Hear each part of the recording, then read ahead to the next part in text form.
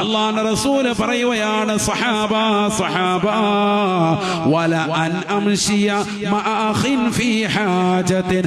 മുസ്ലിമായ ഒരു സഹോദരന്റെ വിഷയത്തിൽ അവന്റെ സങ്കടങ്ങൾ തീർക്കാൻ, അവന്റെ വിഷമങ്ങൾ മാറ്റിക്കൊടുക്കാൻ, അവന്റെ കടബാധ്യതകൾ ഒഴിവാക്കി കൊടുക്കാൻ അവന്റെ കൂടെ രാപ്പകലുകൾ നടക്കലാണ് എനിക്ക് ഏറ്റവും ഇഷ്ടം കേട്ടോ. മിൻ അൻ അഅ്തകിഫ ഫീ ഹാദൽ മസ്ജിദി.